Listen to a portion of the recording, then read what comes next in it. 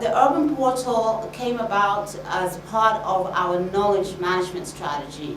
The UN Habitat, as you may know, has been implementing its medium-term strategic and institutional plan. And under that plan, it was felt that knowledge management and knowledge exchange is a key driver for us, a key driver for success for the medium-term and institutional plan. So under our knowledge management strategy, we were looking at how to improve knowledge management within the organization, but also to improve knowledge management and exchange with our partners, and acknowledging that UN Habitat, while we strive to be the center of excellence in urban knowledge, we are not the only people that know about urban problems and issues. So we wanted to harness the knowledge of our partners into a central place that people could come to collaborate, to exchange knowledge, and to find resources on building sustainable cities. So with this in mind, we set up a Knowledge for Cities event that was attended by many partners at the last World Urban Forum, and we had bilateral discussions with partners and with staff within UN Habitat to find out how they would want this kind of platform, which was actually an outcome of the Knowledge for Cities. They said it would be good to have this platform. And it would be good to have a platform that not only had a lot of documents about all aspects of cities, but that allowed us to collaborate and to exchange and to network with others, a kind of Facebook, if you might say, for urban actors. So they said that, as I said, they wanted to, for instance, take on the discussions and the networks that were built at the World Urban Forum forward and not wait for 2 years to meet up again. Something that would sustain this kind of discussion. They wanted discussions, something that would support discussions at the local level, so that's something that would allow you to create your own little groups locally at a national level, and also to have discussions at a global level. So something that supported that range of discussion and also supported it in the languages that people were used to, because a lot of our knowledge right now is available in English, but not in all these languages. So they also wanted this cross-sectoral discussion, because right now we have a lot of networks that are either peer networks or sectoral networks like UCLG or local authorities, networks of water operators. But there was nothing that was actually bringing all these networks together, because in order for you to have a sustainable city, like one of the speakers was saying, if you're tackling crime, you need the urban planners to plan your city so that it has public spaces. You need to involve the perpetrators and the victims of crime and have programs for them. You need to have the local authorities on board, and you need to have the law enforcers on board. So you need something that is a network of networks to bring all these partners on board. So this is again something that we want to do with this network. Already our delegate from France was talking about having many different actors working on the same thing, UNODC working on this, UN Habitat working on this, but so it's a kind of also facilitating the coordination that speakers have been talking about, to bring these actors into the network and to bring their networks into the network, so we can tackle the problem of whatever problem of urban sustainability that we're dealing with. So also right now on the UN Habitat website, we do get a lot of people saying, can we put our content there? And we say no, because this is a United Nations content. So this again gives a voice to all those people and allows the person who wants to find out different things about urban to come to one place. Because even at the World Urban Forum, we had actors saying, but you have so many networks. You have SUDNet, and then you have the Cities in Crisis, Human Settlements in Crisis Network, and you have that network. And we have to go to 7 different places to find out and to get that overall pictures of how to tackle problems. So this, again, is a framework that is supporting all those networks in one place and allowing the networks to talk together. As I said, a sort of network of networks.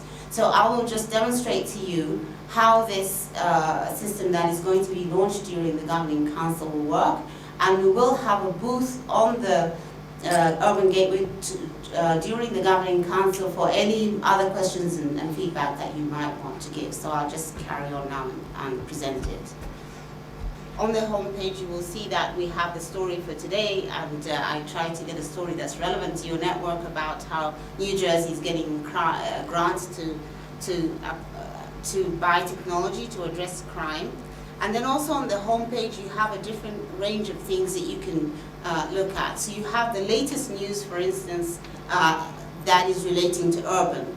And this news is updated by anybody that is actually registered onto the network.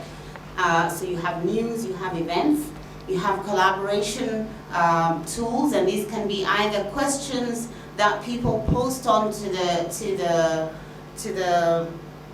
the network, and they want other people to answer that are on the network. So for instance, we have a question, where is the next World Urban Forum being hosted? And other people can answer that. Or you can post all kinds of thematic questions either to your network or to the whole portal. As you can see there, we have a question on safer cities. How can a global safer cities network help us to achieve better cities on the ground? So then people can actually put in their answers and suggestions to that questions, to those kind of questions. We have knowledge, and I'll go into more details in this later. You have knowledge, which can be case studies, best practices, research papers, publications, and I'll show you some of these later, that people can post onto the portal. And again, there are opportunities. For instance, now there is an award in the European Crime Prevention Award. There's a job at Vienna, UNODC on crime. So you have opportunities that people can put in, and partners can apply for those kind of opportunities. And we have these events. You will see also above that you'll be able to filter the news. So for instance, if you said, I want to know what is happening in Kenya on safety, then you can put up it's not there yet, but you can select safety and you can select Kenya, and that will filter the whole site so that you can see only what is relevant to you. And again, if you look at many of these news items, so for instance, we have, this is not a good one because it's put in by a visitor, but if you have a news item, you can then click on the person or on the resource. You can actually put in comments related to anything that is on the portal.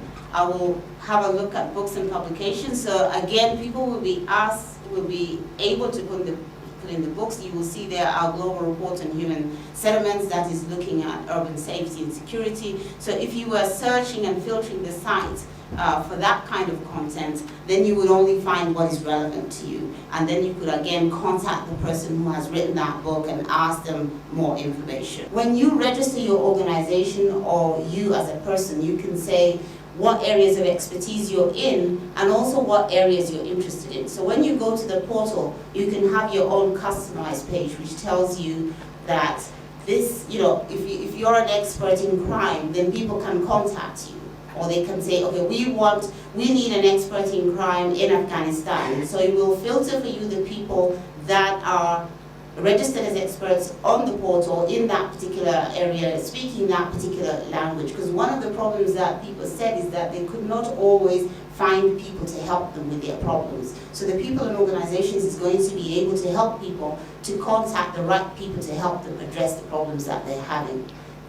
Similarly, we'll have things like tenders and organizations, so you'll be able to match funding opportunities or contracts with people who can actually do the work for them. So local authorities were saying, well, we want to implement this project, but we can't find an organization or a company to do this. So again, this is going to be able to allow companies to profile what services they provide, or other organizations, not just companies, and to also link them with the local authority or whatever institution needs the service or the product to be provided. So that's what the people and organizations is going to do. Now, I just wanted to show you a little bit, there isn't much in this network, but we try to set up the global network for safer cities. As I said, this tool, what I have shown you so far is what everybody can see. Is what everybody can see and what everybody can put in. But people can also set up their own networks. And there are going to be 3 types of networks. There's going to be networks that are open, where everybody can join the network, say the World Urban Forum Network. network that are closed, where you invite your members to be part of the network. You can share documents. It will be totally closed, so nobody else can see your network. So in this way, the Urban Portal is allowing you to have a tool almost with minimal cost. Because if you were to go up as a network and set up your own site, put on discussions, put on all these features that are here, it would cost quite a bit. And to maintain that would also cost you a bit. So we are making it more efficient for people by giving them the framework to create their own networks and their own groups in their own language on the Urban Gateway. So if I select the Safer Cities network, you will see that there is a network now on the Safer Cities, and that network is giving you the goal of the network. You know, what is the goal of our network? What does it do? And then it is filtering the information only to show you that content that is relevant to your network. So it's telling you the news item that is relevant to your network. It's showing you that in the news and event. There's not much network now. I showed you several questions. Now it is only showing you that question and answer that has been posted for that particular network. So it's only showing you the question on the global network on Safer Cities, and it is only showing you the publications and the case studies and everything that are related to your particular network. Is only showing you the awards and jobs that are relevant to your particular network, and is showing you only the events that are relevant to your particular network. And that is how basically networks are going to work, by just filtering out the information that is designated for that network.